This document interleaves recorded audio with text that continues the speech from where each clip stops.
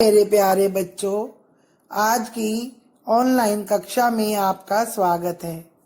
आज का हमारा विषय है कहानी लेखन।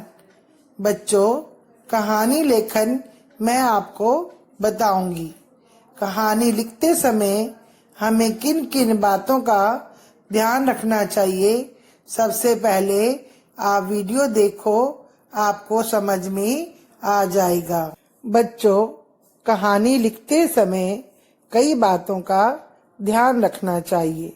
नंबर 1, पहले यह निश्चय कर लेना चाहिए कि कहानी जीवित लोगों पर लिखनी है या पशु पक्षियों पर, अर्थात कहानी का विषय एवं पात्रों के बारे में सोच समझ लेना चाहिए।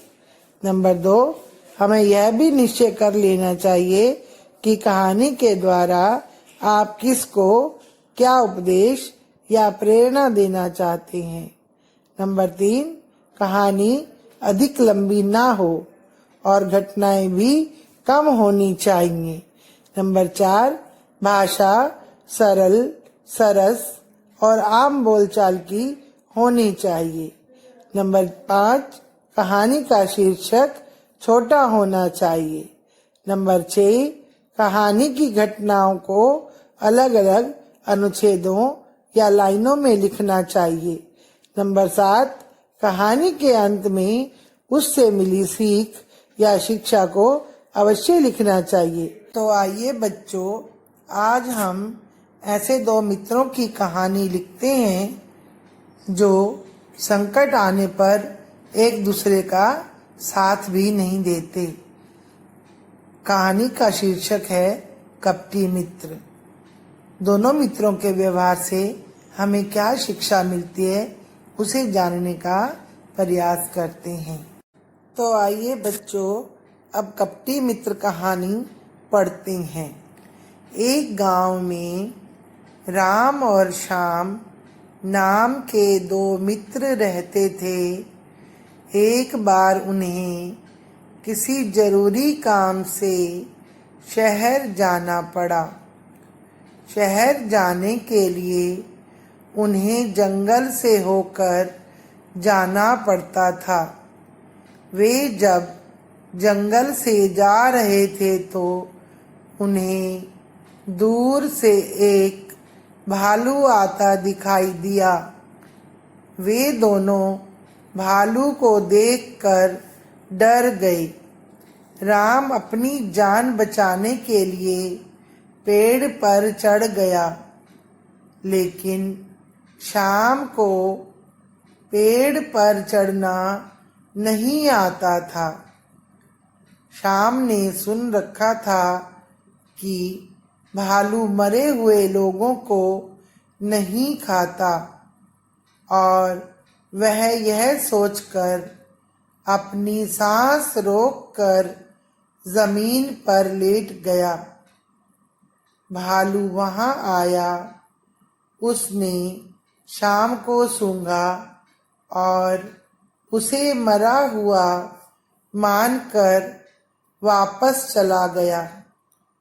भालू के जाने के बाद राम पेड़ से नीचे उतर आया और उसने श्याम से पूछा कि भालू तुम्हारे कान में क्या कह रहा था।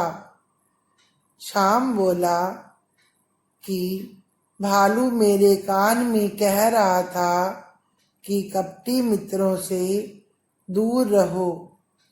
हमें कभी भी धोखेबाज मित्रों से मित्रता नहीं करनी चाहिए। इस कहानी से हमें यही शिक्षा मिलती है कि हमें धोखेबाज मित्रों से मित्रता नहीं करनी चाहिए। बच्चों, आपने गतिविधि के पहले चित्र में देखा कि 4 आदमी आपस में झगड़ा कर रहे हैं।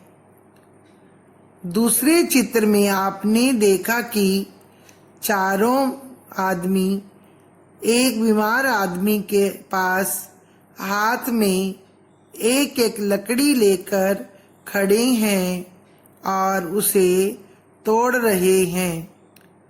तीसरे चित्र में आप देखते हैं कि वे बारी बारी से लकड़ी का गट्ठर तोड़ने का प्रयास कर रहे हैं, लेकिन वे उसे नहीं तोड़ पाते। बच्चों, चौथे चित्र में वे चारों आपस में मिलकर खड़े हैं और बहुत खुश हैं। बच्चों, इन चित्रों को देखने से कौन सी कहानी बनती है, उसका नाम बताओ। यहाँ 4 कहानियों के नाम दिए गए हैं। लालच का फल, एकता में बल, सच्चा मित्र या पिता की सेवा। आप सब बताओ कि कौन सी कहानी है। जी हाँ, यह कहानी एकता में बल है। आपने सही पहचाना, क्योंकि मिलकर रहने में ही शक्ति है। हम मिलकर रहेंगे तो कोई भी हमें हानि नहीं पहुंचा पाएगा। बच्चों, कहानी लिखते समय हमें किन किन बातों का ध्यान रखना चाहिए, यह बात हम एक बार फिर से दोहराते हैं।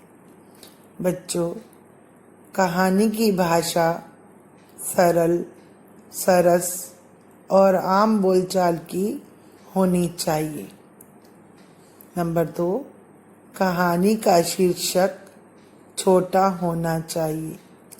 नंबर 3, कहानी के अंत में उससे मिली सीख या शिक्षा को अवश्य लिखना चाहिए। बच्चों, आप इन बातों को ध्यान में रखते हुए कोई भी कहानी लिखने का प्रयास कर सकते हैं।